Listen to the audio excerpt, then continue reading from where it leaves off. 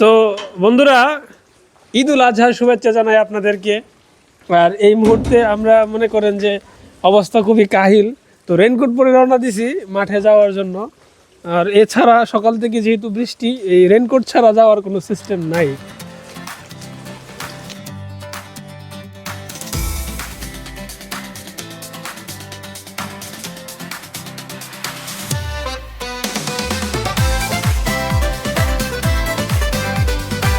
সকাল থেকে এই ঘুরি ঘুরি বৃষ্টির মধ্যেই রওনা দিলাম ঈদগাহ মাঠের দিকে। টানা এক সপ্তাহ বৃষ্টি থাকার ফলে রাস্তাঘাট প্রায় অনেকটাই কর্দমাক্ত হয়ে গিয়েছে।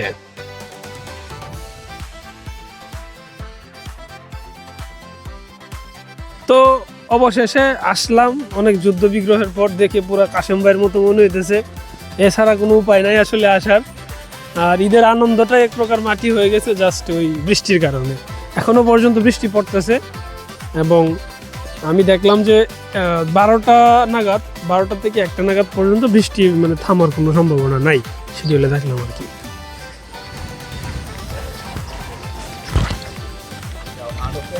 বৃষ্টির মধ্যে হাঁটতে হাঁটতে সামনের দিকে যাচ্ছি আর মনে মনে ভাবছি, যদি এভাবেই দিনের অবস্থা থাকে তাহলে কাজ কিভাবে সম্পন্ন করা।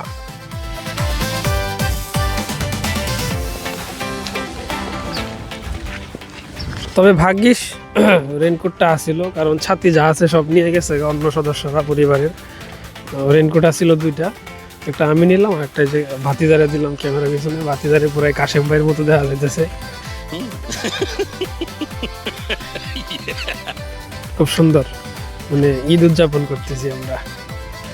বাহিরে বৃষ্টি থাকার ফলে ঈদগাহ মাঠে জামাত অনুষ্ঠিত হওয়ার কোনো রকম সুবিধা নাই, তাই পাড়ার 2টি মসজিদে মানুষগুলোকে বন্টন করে দেওয়া হয়েছে যাতে মসজিদের ভেতরেই জামাত আদায় করা যায়। আর প্রত্যেকটা জায়গাতেই ঈদের জামাত কিছুটা সময় পিছিয়ে দেওয়া হয়েছে শুধু বৃষ্টির কারণেই।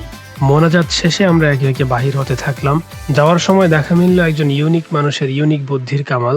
ইয়া বড় এক ছাতা, যার মধ্যে গোষ্ঠীর প্রায় সবাই ঢোকা যাবে। একে একে আল্লাহর নামে কোরবানি দেওয়া শুরু হলো। প্রত্যেকটা জায়গাতেই গরু, ছাগল ইত্যাদি কোরবানি দেওয়া শুরু হলো আল্লাহু আকবার ধ্বনিতে। পরিবারের সবাই মিলে কাজ করায় আমাদের কাজ অনেকটাই দ্রুত হয়ে যাচ্ছিল। আমিও হাত লাগাচ্ছিলাম প্রতিটি কাজেই।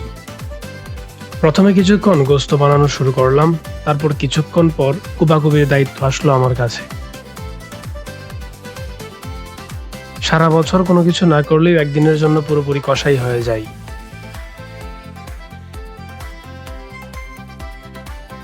প্রায় 2টা নাগাদ টানা কাজ করার পর আমাদের কাজ সবকিছু সম্পন্ন হয়ে যায়।